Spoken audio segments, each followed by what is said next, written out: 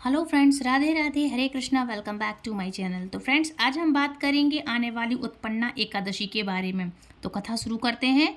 लेकिन जब भी आप व्रत करेंगे तो कथा अवश्य सुने, क्योंकि कथा के बिना आपका व्रत अधूरा माना जाता है और संकल्प अवश्य लें। तो चलिए कथा शुरू करते हैं। और कथा जब आप लेंगे, शुरू करेंगे तो अक्षत ना लेकर के आज के दिन फूल इत्यादि वगैरह आप लें। और कोई भी कथा जब आप शुरू करते हैं तो चावल फूल ज़रूर लें, लेकिन एकादशी के दिन आप फूल ज़रूर लें कथा के समय। तो शुरू करते हैं। भगवान श्री कृष्ण के मुख से हर एकादशी का वृतांत सुनने के बाद धर्मराज युधिष्ठिर ने कहा हाथ जोड़कर कि हे भगवान, आप हजारों यज्ञ तथा लाख गौदान से भी एकादशी के व्रत का महात्म्य बड़ा बताते हैं। सो प्रभु, अब यह भी बतलाने की कृपा कीजिए कि यह तिथि सब तिथियों से उत्तम क्यों मानी जाती है। इसको जानने की मेरी बड़ी एक अभिलाषा है।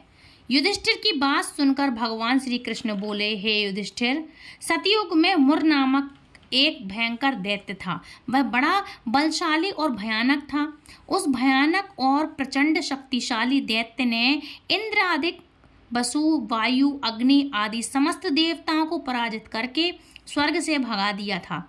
तब इंद्र सहित सब देवताओं ने भयभीत होकर के भगवान उमापति भोलेनाथ शंकर की पूजा आराधना करी और शंकर को अपने दुखों का कारण और उस भयानक दैत्य का वृतांत कह सुनाया।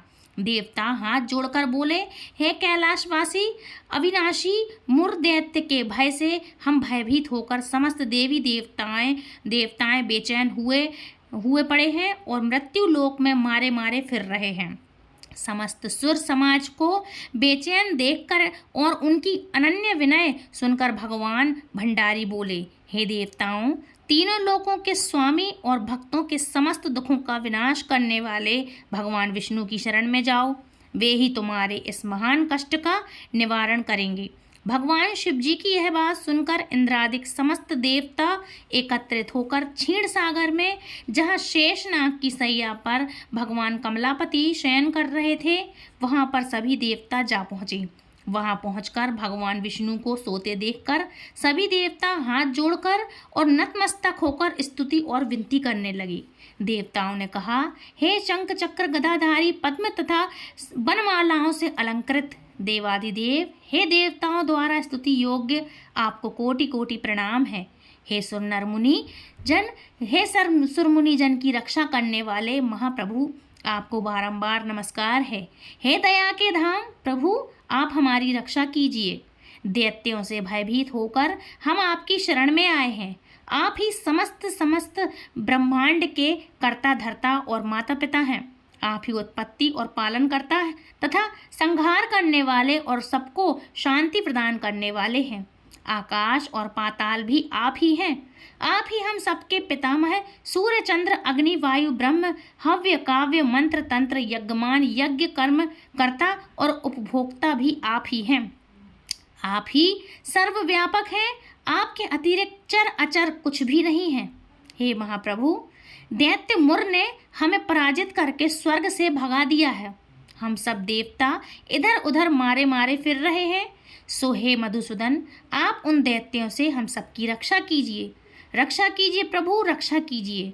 देवताओं की यह विनती सुनकर भगवान कमलापति बोले, हे सुरों, हे देवताओं, ऐसा मायावी दैत्य कौन है? उसमें ऐसा कितना बल है? वह किसके आश्रय है तथा वह कहाँ रहता है? यह सब समझाने की मुझे कृपा करें। ये सब कुछ मुझसे कहो।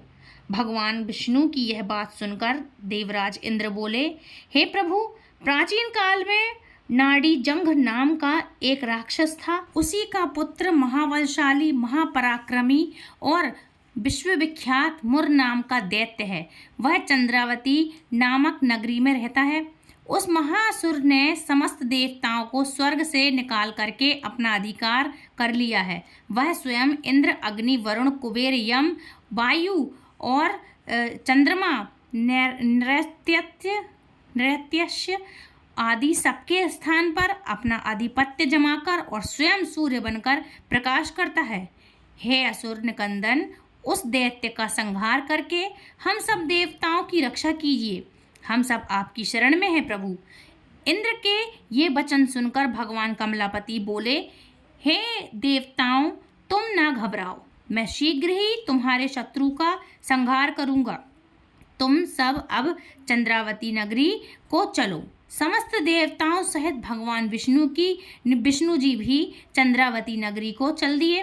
उस समय दैत्यराज मुर दैत्य सेना सहित युद्ध भूमि में बड़े अभिमान से गरज रहा था। उस महादैत्य की घोर गर्जना को सुनकर के सब देवता भयभीत होकर चारों दिशाओं में भाग खड़े हुए। यह देखकर स्वयं भगवान विष्णु रणभूमि में पहुंच गए। भगवान कमलापति को रणभूमि में देखकर दैत्य दल ने नाना प्रकार के अस्त्र शस्त्रों से भगवान विष्णु पर प्रहार किया।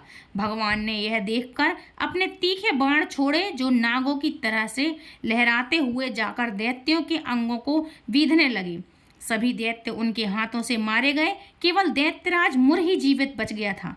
दैत्यराज मुर अविचल भाव से भगवान के साथ युद्ध करता रहा।